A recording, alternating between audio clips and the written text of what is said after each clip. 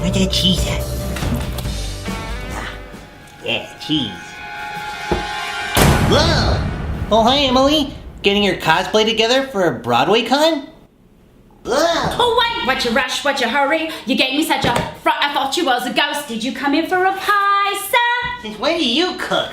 Why, ever since Mr. T and I decided we'd holiday down by the sea.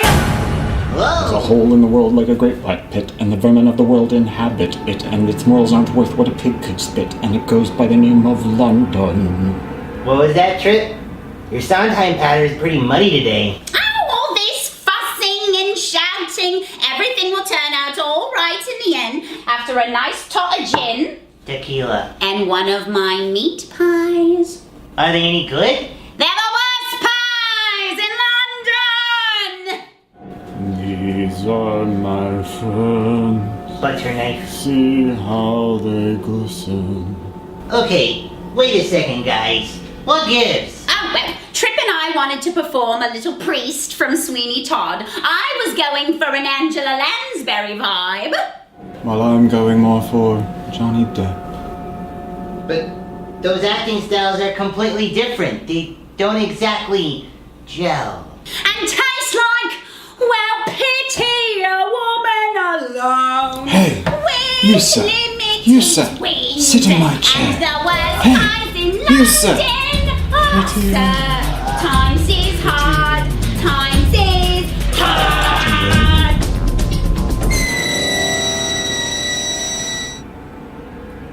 Attend the tale of Sweeney Todd. His skin was pale and his eye was odd. Hey!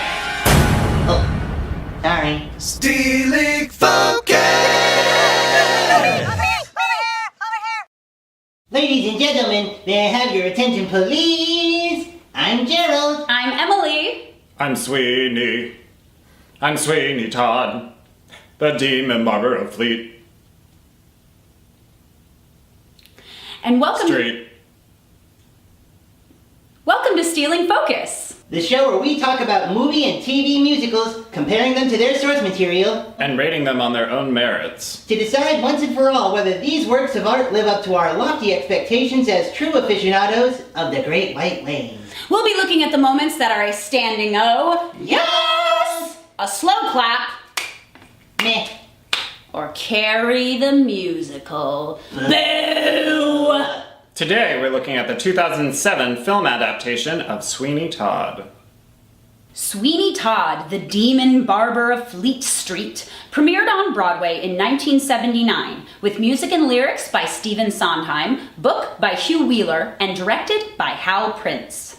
Based on the famous Penny Dreadful Victorian-era character and the 1973 Christopher Bond melodrama, Sweeney Todd was the apex of the Sondheim-Prince collaboration of the 1970s. The show was nominated for 9 Tony Awards, winning 8, including Best Musical, and is considered a masterpiece by musical theater experts and casual fans alike. It's also one of the first horror musicals, incorporating violence on stage like throat slitting and cannibalism, and audiences just ate it up. Okay, Gerald. It was so successful that in 1982, the still-running Broadway production was filmed, proscenium and all, for the Entertainment Channel, and later broadcast on PBS as part of their Great Performances series. It starred George Hearn and Mrs. Potts herself, Angela Lansbury. Sweeney Todd is one of the most successful musicals in history by virtue of the fact that it can be done anywhere and by anyone, as long as you can sing. Opera houses, regional theater, black box community theater, even high schools try their hand at the Demon Barber of Fleet Street. Wait, if it's so popular, why did it take until 2007 to make a movie version? Well, Gerald, there's a few factors to take into consideration here. Number 1, Stephen Sondheim musicals can be difficult to adapt. His music is hard and often focuses on very complex themes that don't transfer easily to the screen.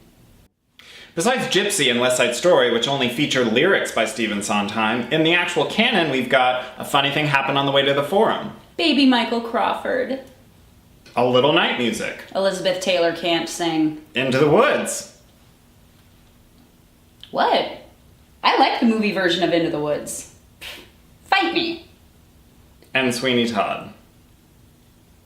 Number 2. From Hello Dolly in 1969 all the way through Chicago in 2002, movie musicals just weren't a thing. Sure, there were a few here and there, but for a long time, movie studios didn't really want to take a chance on a musical film. Yeah, and the 80s were all like, you can't sit with us a chorus line. Yeah, and then the 90s were all like, stop trying to make movie musicals happen, the Fantastics. They're never gonna happen. Try to remember. But just a few years after Chicago revitalized the genre, the stars aligned and a film version of Sweeney was in the works with Tim Burton as director. This was quite promising, not only because his unique style lends itself well to the source material, but he'd been lobbying for the project for years as he's a big Sondheim and Todd fan. Burton was a natural choice, and there was further excitement when Helena Bonham Carter and Johnny Depp were announced as the leads. You know, before we knew Depp was pretty much the worst person in the world. Furthermore, Stephen Sondheim gave his blessing to the project and stated that the film was always supposed to be an adaptation of the musical, not a straight retelling of the stage show. Something other movie musical directors might want to take into account. Susan Stroman? So, we have the rare occasion where we can directly compare the original Broadway production with the film adaptation. How does the 2007 version hold up? Well, that all depends on your personal taste. What is that? It's priest. Have a little priest. Is it really good, sir? It's too good, at least. Cut it off. If you saw our review of The Producers, you realize that adapting from stage to screen can be difficult. Stray too far from the source material and you risk alienating the fans. But if you don't change the more theatrical elements to be cinematic, you can end up with something lifeless and stale. It's a difficult line to walk. Believe it or not, the 2007 film is actually a good adaptation. Burton trims the fat to get this 3-hour musical to just under 2. He cuts multiple extraneous verses, such as in God That's Good and Ladies and Their Sensitivities, as well as full songs that don't necessarily drive the story forward.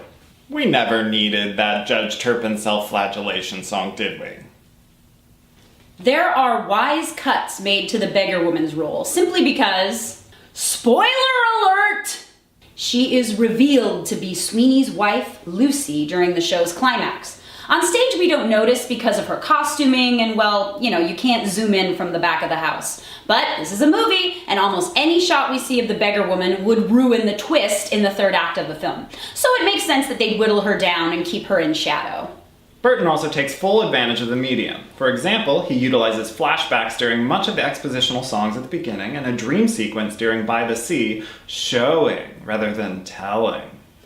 The journey from the docks to Mrs. Lovett's shop is exactly how I always imagined it, weaving through the streets of London, impeccably timed to Sondheim's driving score. And despite the adaptive changes, there's much that remains totally faithful to the stage production. Entire scenes, songs, and sequences remain completely intact. There is a full orchestra providing the scoring, which is big, bombastic, and lush, as it should be. Sweeney Todd fits perfectly into the Tim Burton oeuvre. Hell, Burton is such a fan of the musical, his style was probably largely defined by it. And hey, there was no way a film version wasn't gonna make the show sexy, so you might as well lean in and go full emo goth. Thus, Hot Topic, Sweeney and Mrs. Lovett were born. I also like some of the smaller changes, such as Sweeney making his own chair rather than ordering it, or the judge passing his cruel sentence of death by execution on a small boy, or this scene. I think there's been some mistake. I think not. You gandered at my ward, Joanna. You gandered at her. Yes, sir, you gandered. I meant no harm. God, I miss Alan Rickman. Also, this is one of the very, very, very few movie musicals that is rated R, so they do not hold back with the gruesome imagery. Cover your eyes, Gerald. Oh, okay. Tim Burton made a bloody film, and that's exactly what you want. On stage, you can only do so much with the throat slitting, but with movie magic, whoo boy. And that final shot of the film, ugh, gorgeous. The Joanna Act 2 reprise is bumped up to Before God That's Good, and it's one of the best elements of the film. It works perfectly with the Burton horror comedy tone, juxtaposing brutal murders with some of the most haunting melodies in the piece. And as usual, we have a lot of great things to say about the cast. Most of them. Alan Rickman and Timothy Spall are a delightfully villainous pair as Judge Turpin and the Beetle. Oh man, this is quite literally the only time the judge has ever been sexy, even with those creepy fingernails. Olivier Award-winning West End and Broadway actor Laura Michelle Kelly plays the beggar woman, making her the only person in the film with legit musical theater cred. She plays the role to perfection, of course. I also really like that they made Toby a 10-year-old kid in the film. I mean, it's fine on stage when the role's played by a grown man, but it's so much more effective here with Ed Sanders. It helps us see more of Mrs. Lovett's maternal nature, and you feel for Toby even more when he starts realizing what Mr. Todd's been up to. Sanders' voice is beautiful, and he's just, and I mean this as a compliment, weird. Whether it be a conscious acting choice or just who he is, it works for the character. Sacha Baron Cohen, at the height of his Borat fame, is spot-on casting for Pirelli. And the fact that he sang If I Were a Rich Man for his audition with Burton and Sondheim, oh my god, makes it so much better, right? I love that so much! Anything else we liked about the movie? Congratulations, Miss Todd. May I ask you, sir, do you have your own establishment? Giles cameo! So for my money, there is no greater Sweeney Todd than George Hearn. He didn't originate the role, but his performance was immortalized in the 1982 film, and it's a masterclass in musical theater acting. There are hair metal gods who were around at the time who wish they could scream sing like Hearn. Just how good is George Hearn? Well, not only did he win an Emmy for his performance of Sweeney in the 82 film, but he also reprised his role a good 20 years later in the 2001 concert version with Patti LuPone when he was in his late 60s. Remember though, we're not looking for an impression here, we're looking for an interpretation. And we get that with Depp. I mean, he can sing. Sometimes it works and sometimes not so much.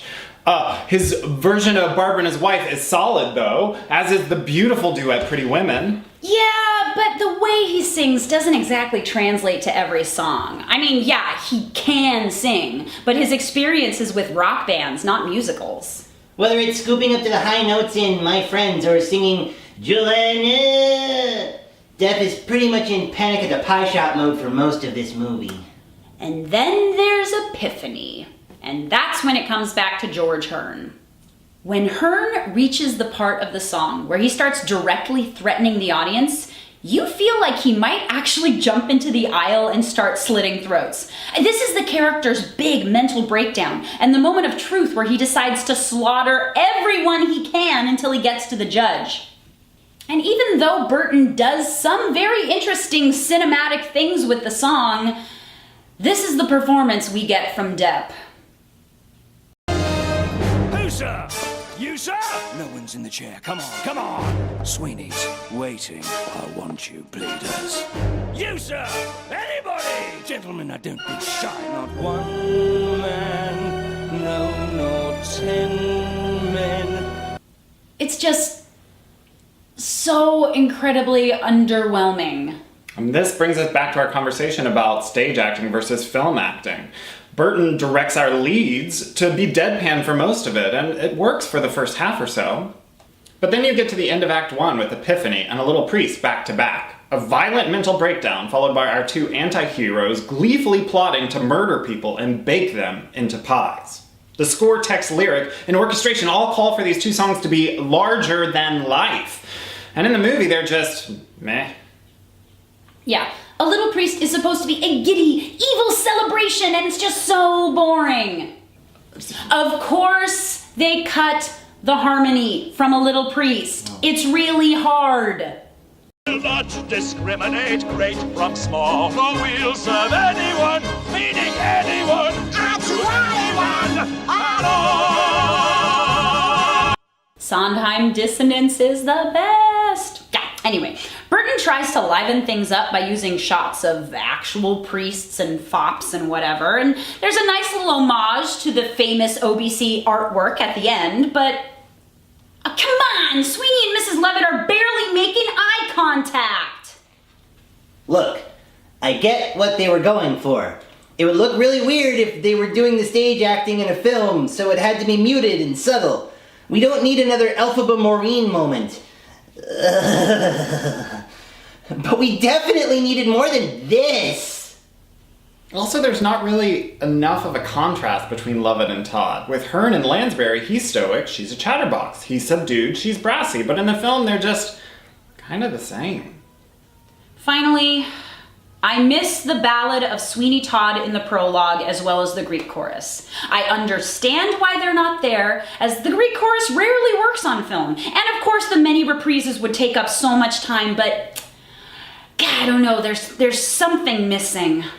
Even though we lose this, we do get the ballad as underscoring in a really cool opening title sequence. It somehow still works without the lyrics, although if you know them inside out, you find yourself singing them anyway. Which sort of feels like when they turned Mark's recitatives into dialogue in the Rent film. Like, why change it? The people who know it will be singing it in their heads anyway. Ugh. And because they took out the prologue, they can't introduce the many, many reprises or the epilogue. Taking out this framing device probably makes the most sense in the transition to film, and yet, even though it's the most useful change, it's the one that hurts the most. Well, almost. I really hate when directors don't get Anthony and Joanna. They are absolutely not a boring romantic couple. Just look at them in the Broadway production. Look at Joanna singing Greenfinch and Linnet Bird. Look at her! Her father is exiled, her mother is seemingly dead, and she's lived most of her life as the ward of a sexual predator who lusts after her. Oh, did I also mention that said sexual predator raped her mom too? Yeah, Joanna is on the verge of a total mental collapse every moment of the Broadway show. Anthony has depth to be mined as well. He sees this girl on a balcony he doesn't know, sings about how pretty she is, and only after her guardians threaten his life does Anthony think about stealing her. He doesn't want a girlfriend, he wants a project. He wants to prove himself to these old rich dudes who belittled and humiliated him. This kid has a major hero complex. And in the movie, they might as well be Marius and Cosette. I mean, I don't know. They're pretty. Joanna is rocking that blonde hair, no eyebrows thing that Tim Burton was really into for a while. She says she doesn't have dreams, only nightmares. That's about it. She's just another ingenue to be rescued. Anthony is just as boring, if not more so. He's practically a blank slate in the film. It's a real shame they cut this on Kiss Me, as it's pretty much Anthony and Joanna's only real interaction with each other in the first act. I know they were trying to streamline the film, but... Cuts should not happen at the expense of character development, folks. It also doesn't help that both their voices are wispy and thin. Not at all the soaring baritone and operatic soprano you want for songs like Joanna and Greenfinch. Greenfinch and linnet bird, nightingale, blackbird, how is it you speak? I'll steal you, Joanna. I'll steal you. Hey, wait a second. We haven't addressed the elephant in the room. Do you mean the Helenaphant in the room? Ugh. Emily, this is usually the moment when the Broadway fangirl monster rears its ugly head. Yes. Do you have anything you want to say about Helena Bonham Carter as Mrs. Lovett? Well, I really feel bad for her. What? Helena Bonham Carter fought to play this role. On the DVD extras, she talks about how she used to wear her hair in bunches as a child so she could be like Mrs. Lovett. She loves this show and this character. She took singing lessons. She worked her ass off. And do you know what it's like to work so hard on a role and then be completely panned? I mean, me neither. I wouldn't know. I just assume. I'm just making a guess. Helena Bonham Carter is a great actor. And that does shine through in Sweeney Todd. I find it's most effective in Not While I'm Around, where she hardly says a word, but you can see the journey her character is going through just by her facial expressions. But Emily, the singing. Well, sometimes it's not that bad. Like in Wait or God That's Good, she's okay. Okay, let's make a comparison. Let's start from The Worst Pies in London. Here's Angela Lansbury.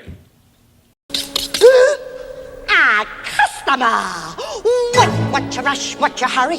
You gave me such a fright. I thought you was a ghost half a minute. Can't you sit you down, sit? All I meant is that I haven't seen a customer for weeks. Did you come in for a pie, sir? Do forgive me if me head's a little vague. Here's Patti LuPone.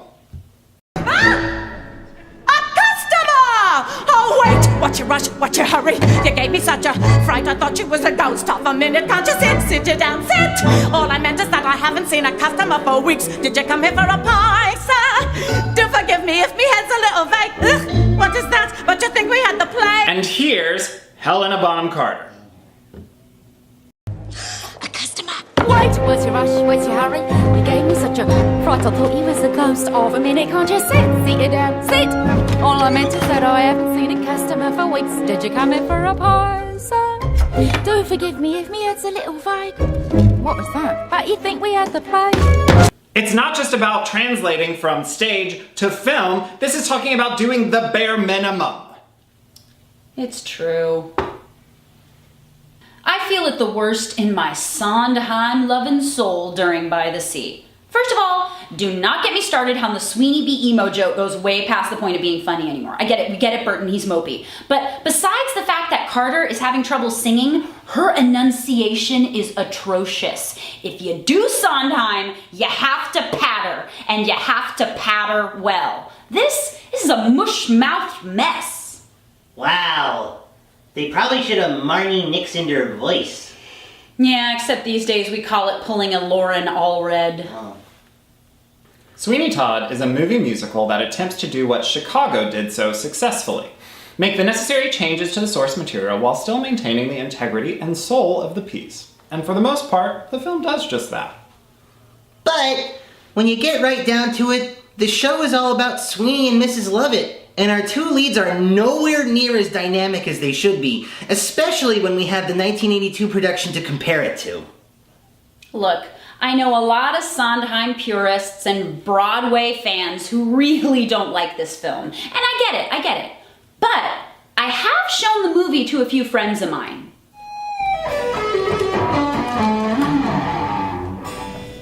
Hey, Roger, you want to watch a movie? I'm not much company, you'll find. Behave. Come on, it's super violent and punk rock.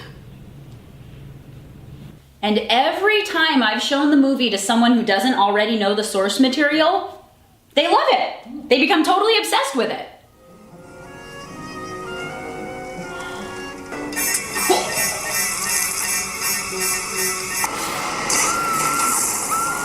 Whoa, that was righteous. Yeah, well, there is a stage version of this musical, and there's a film version of it. Let's bust it out! And when I sit them down to watch the 1982 version, that blows their freaking minds. Attend the tale of Sweeney Todd. Oh, it's how it is, how do you know it's It was her the whole time. It was Liz.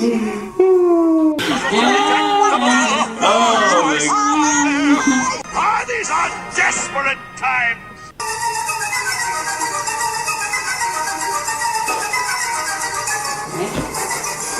Remember, the story of Sweeney Todd has been around since the late 1800s, and there have been numerous adaptations across various media.